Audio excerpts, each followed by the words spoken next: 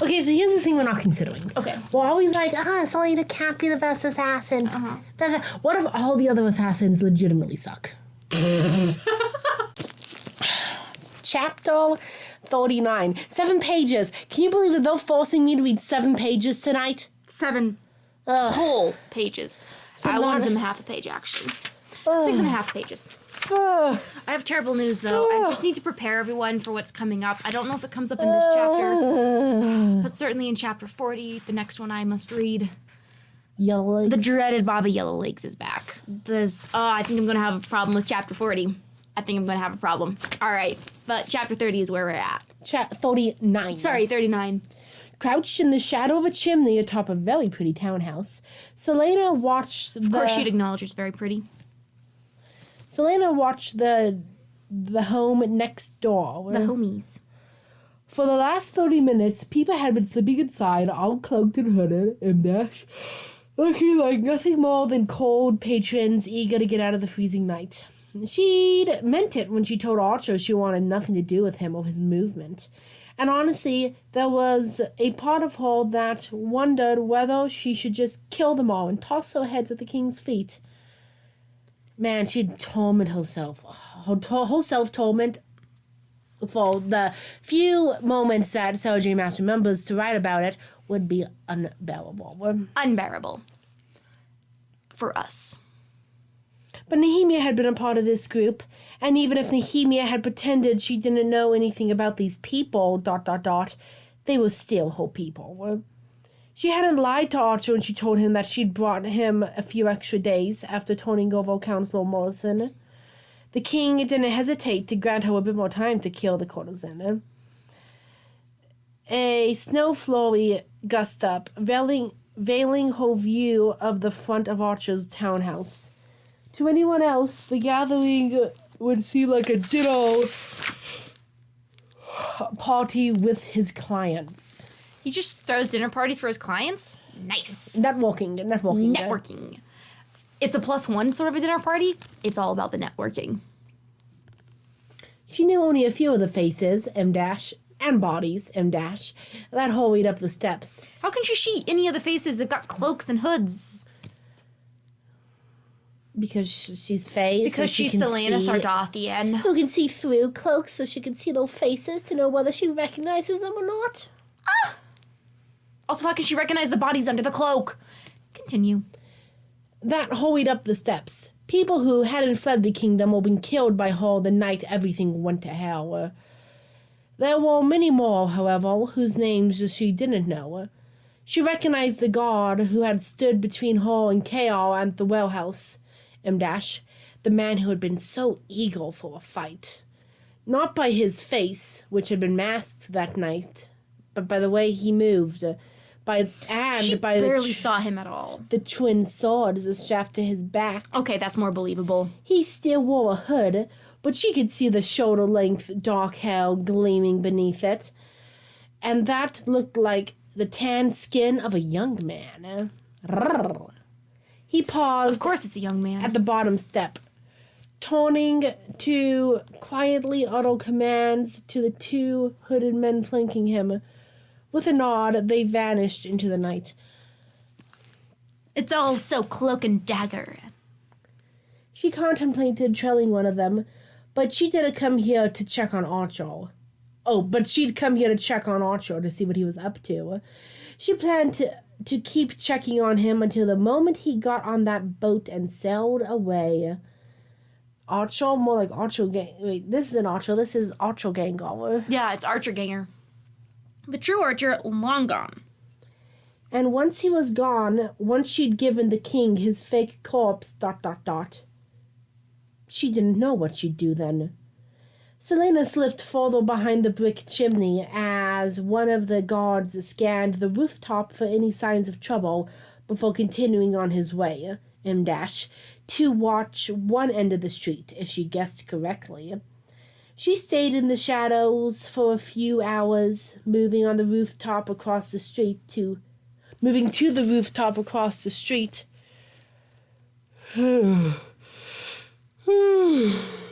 Someone's sleepy. Too bad to watch the front of the house.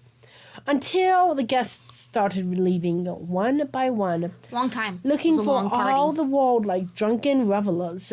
She counted them and marked the directions they went in and who walked with them. But the young man with the twin swords didn't emerge. She might have convinced herself that he was another client of Archer's. Even his lover had the stranger's 2 guards not returned and slipped inside. God forbid a lover have bodyguards. God forbid a lover have bodyguards. God forbid there be doing anything more than just 2 people. Literally! Listen, having more than one client at a time spikes the money per hour. That's all I can say. It's also more expensive for the clients because that's considered kinky. Yeah. And he's like, you want a group? It's considered kinky, so you gotta pay just a little bit more. Yeah, it's the kink tax. Kink tax. And if you want the latex Kink is suit, extra. I need 45 minutes ahead. I need 45 minutes notice. It's forever to get. My arms aren't what they used to be. And if you want the damn latex suit, I need an hour's notice. 45 minutes to get into that thing. That thing. The latex. Okay, God forbid he have the... She might have... As the front door opened, she caught a glimpse of a tall, broad-shouldered young man arguing with Archer in the foyer. A tall, broad-shouldered young man. His back was to the door, but his hood was off, confirming that he did indeed have night black, shoulder-length hair, and was Didn't she armed already to know the he had teeth. shoulder-length hair? Mm-hmm. How? Confirming. She could see it poking out through his hood. She could see nothing else. His guards immediately flanked him, keeping her from getting a closer look before the door shut again. Not very careful, not very inconspicuous. A moment... Well, yeah, because that's because they're not you, Selena. You're the only one who gets to be phenomenal. A moment later, the young man stormed out, hooded once more. His 2 men at his side, lover spat. It's a Lover's spat, you're so true. Sometimes you just don't get along with your client. That's all I can say. Yeah, especially when your client is also your lover. You want what? With who? Anyway.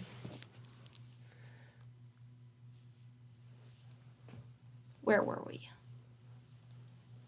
So he stormed out, hooded once more, the 2 men at his side. Archer stood in the open doorway, his face visibly pale, arms crossed. The young man paused at the bottom of the steps, turning to give Archer a particularly vulgar gesture. We never... This is true for, like, so many books. We never get to know what the vulgar gesture is. Like, hey, come on. Tell me what it is. I would love to know what vulgar gestures exist in your story. In your world. Come on. Show me. Wiggle those fingers. It's some sort of squid-related accusation. You make love like a squid. Your mother was a squid, and your father was a Frenchman. Even from this distance, Selena could see the smile that Archer gave the man in return. There was nothing kind in it. Man, Nehemia dies, and this resistance is going to fall apart. Yeah. Until Selena comes in, saves them, saves the whole empire. Yeah. Ho's mad. That's all I can say. The Ho's furious. Furious. Archer's character has been assassinated. It's really disappointing. He could have been so great. He could have been so much of what I wanted. But he's not what I would have particularly liked. He could have been my ideal fictional man. Nah. Alas. Alas. She wished she'd been close enough to hear what they'd said, to understand what this was all about. Before, she would have trailed the young stranger to seek out the answers. But that was before. Now, She definitely didn't care. Now, she didn't particularly care. She tells herself.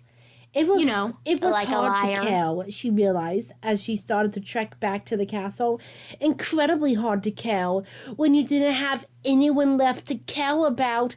Not that she gave a fuck about anything that Nehemia wanted to do, or any of interests or her life path, her life walk. She was like, go get yourself killed by yourself, Selena. Nehemia, I only want you to help me. Yeah. Whatever, you self-absorbed prick. Beth's like, Whoa. wow, why is she just insulting the characters now? This is what we've dissolved to, everyone. We've made it To childhood playgrounds. a little over 2/3 of the way through, and it's not getting better Playground from insults. here. Yeah, we had all of our serious critiques were in the first half. Now we're just, blah. I joke. We still have serious critiques. Don't worry. Oh my goodness. Oh my gosh, you've made it through Been 2 pages. It's 10 minutes and a half. Get going. Selena didn't know what she was doing at the door. Okay, even though... not that much get going. Even I can't understand you. Section break. Selena didn't know what she was doing at this door, even though the guards at the foot of the tower had let her pass after checking her thoroughly for weapons. She didn't But doubt not for thoroughly one enough moment. because she stuck one between her...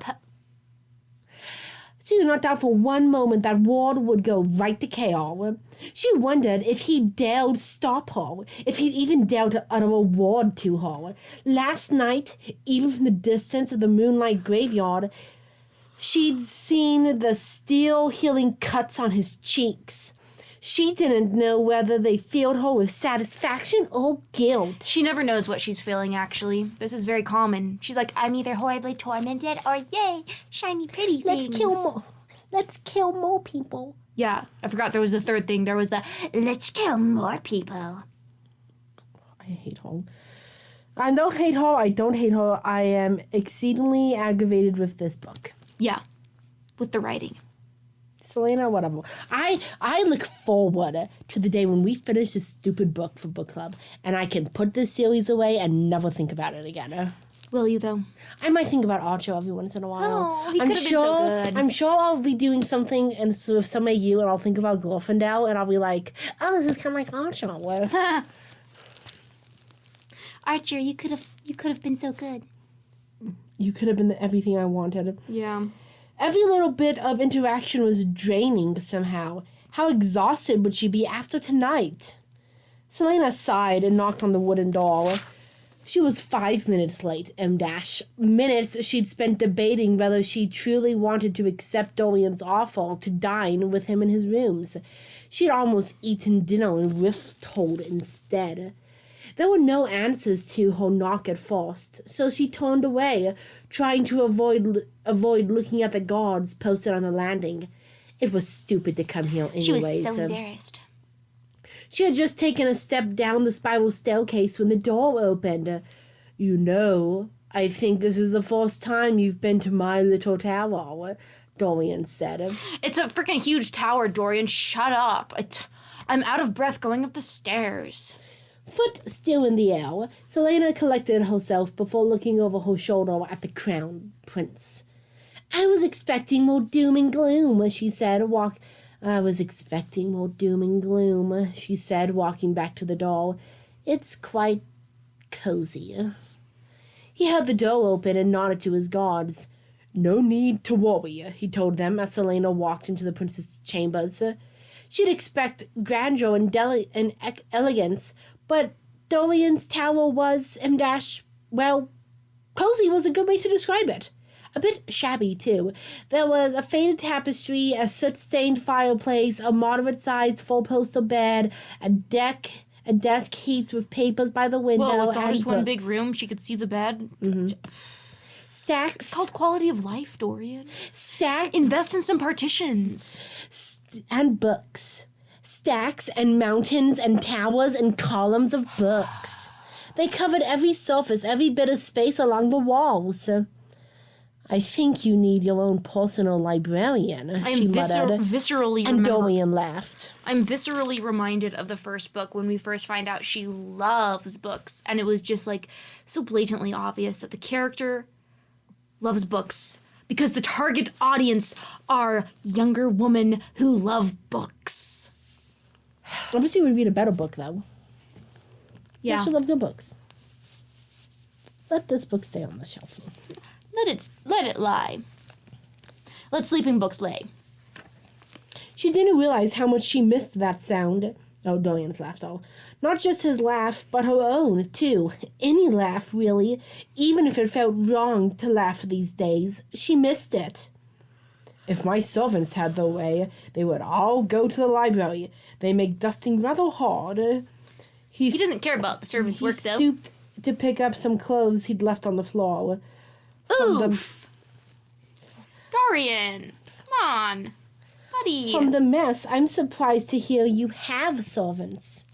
Oh my gosh, he was like, yeah, I can't take this book back to my room or the servants will see the hordes and mountains and piles of books in his room, which obviously would have obscured this one book he added. No, he's definitely like, servants, you better put everything back perfectly. Oh my gosh. They have a system going down. They write down the order of the books.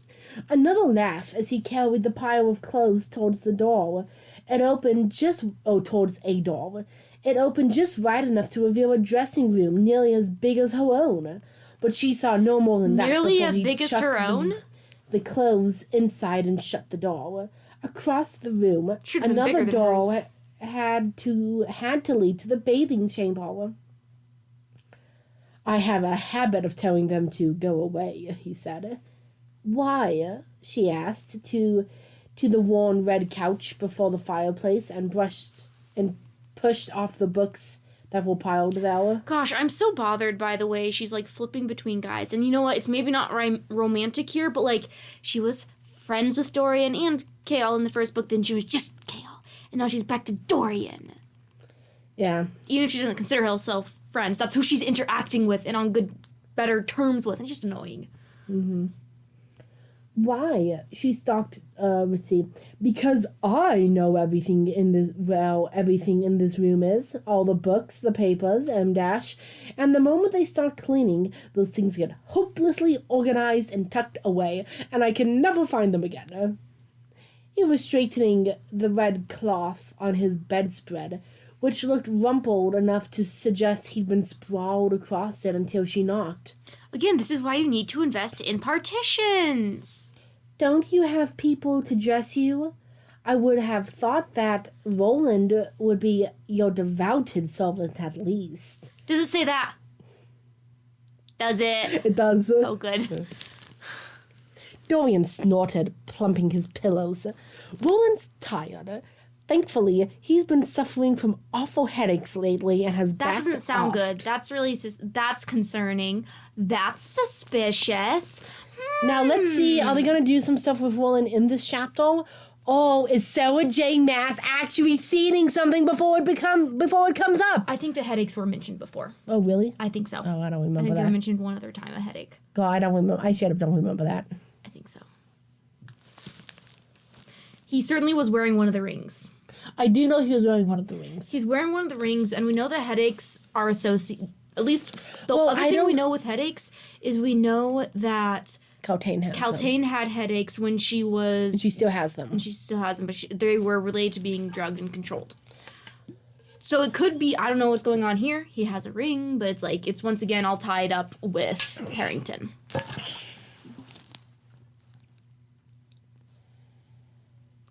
That just made me think of... I'll talk about spinning silver later, but it made me think of the Tsar and his cousin. Spinning silver. Yeah. Yes. What's the cousin's name? I don't remember. Elias? My brain said Eli. I know it's not Eli. It might be something similar to that. I want to say it's Elias. Pull the book down from the shelf. Pull the book down. Flip through all them lovely pages.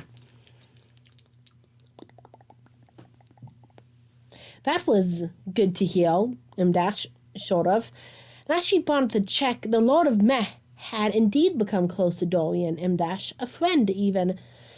And, Dorian went on, aside from my refusal to find a bride, my mother's greatest annoyance is my refusal to be dressed by lords eager to win my favor. Well, I guess that's kind of true. But also, he lives in... He's got that PLT. He's got that hoarding gene in him. He's got that hoarding gene. He's got the little nest gene. He likes to be surrounded by everything. Could be a problem. Like a rat. The rats keep coming back. I love it. That was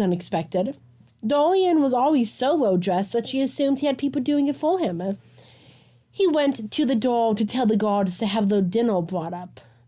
Wine, he asked. The guards were like, that's not our job.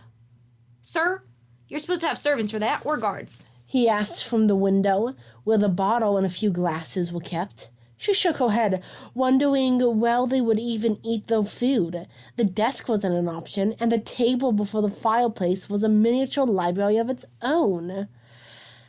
As if in answer, Dorian began clearing the table.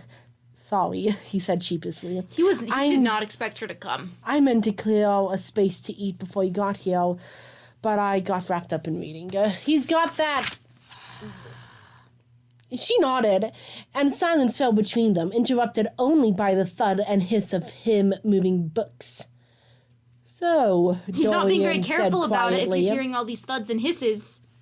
Can I ask you why you decided to join me for dinner? You've made it pretty clear that you didn't want to spend any time with me, M-, and I thought you had work to do tonight. Oh, I thought you didn't want to spend any time with me. Actually, she'd been downright awful to him, but he kept... Oh. But he kept his back to her as though the question didn't matter. And she didn't quite know why the words came out, but she spoke the truth anyway. Because I have nowhere else to go. Sitting in her rooms in silence made the pain worse. Going to the tomb only frustrated her. Oh, so it's a tomb. Oh, no. Wrong tomb. I was about to say, oh, so Nehemia has a tomb now. But it's Selena's tomb. Selena's tomb. The tomb. The thought of Chaol still hurt so badly she couldn't breathe. Every morning, she walked fleetfoot by herself, then ran alone in the game park. Even the girls who had once... Fleetfoot? Nope. Fuck the Fleetfoot. She has baby infant wasting disease, remember? Oh, yeah. And like the achy bones. Oh, yeah. Even the girls who had once lined the garden pathway waiting for Chaol had stopped showing up. Dorian nodded, looking at her with kindness she couldn't stand.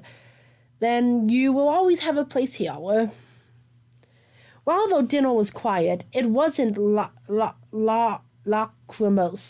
Lachrymose. The lachrymose leeches? It wasn't lachrymose. But Dorian could see the change in her, M-. Right. Gotta look that up. The hesitation and consideration behind her words. The moments when she thought he wasn't looking, and an endless sorrow filled her eyes. She kept talking to him, though, and answered all his questions. Because I have nowhere else to go. It wasn't an insult. Wait a second. So it said the dinner was quiet, but it wasn't lachrymose? Mm-hmm. It's like tending to weep. Lachrymose means like a propensity for weeping or like crying and stuff like that. So I guess it's saying normally she does have tearful dinners? It's quiet, but not so quiet that she was about to weep. Anyways, it felt a little strange. The potatoes for dinner slayed. I keep thinking about them. Way better than whatever they're having. Now let's find out. We'll have to have hamburgers and potatoes tomorrow. If this was Brian Jacks, we would be prepared for like 2 solid paragraphs describing this delicious meal. We're not getting that here, though. Oh, no. No, of course It not. wasn't an insult, not the way she said it. And now that she was dozing on his couch, the clock having recently chimed 2, he wondered what was keeping her from going back to her rooms. Clearly, she didn't want to be alone, M-, and maybe she needed to be in a place that didn't remind her of Nehemia. Her body was a patchwork of scars. He'd seen it with his own eyes. Don't tell me he has a scar thing too. But the new scars might go deeper. The pain of losing Nehemia, and the different, but perhaps just as agonizing, loss of Chaol. And an different, awful but part just of as agonizing. It's a little insulting, but okay. An awful part of him was glad she cut out Chaol. He hated himself for it. It keeps coming back up. It keeps coming back up. I thought Chaol was your best bud. Room to tomb. Shouldn't you... Room to tomb? Yeah. Did you make that up? No. That's what I thought. It's from a Nora Roberts book. Ah! Room to tomb. And when she talks to the other Paul, she was talking to Womb Paul. So when she goes and talks to Tomb and mentions the Womb guy, he's like, yep, both to off.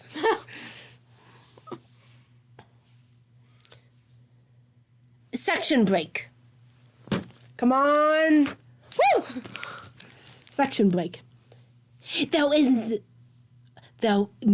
has to be something more here, Selena said to Mort as she combed through the tomb following afternoon. Oh my gosh, we have 2 sections that are like 3 paragraphs each. Yeah. She literally goes, scene. Scene. Selena said to Mort as she combed through the tomb in the following afternoon. Yesterday, she had such rhythm.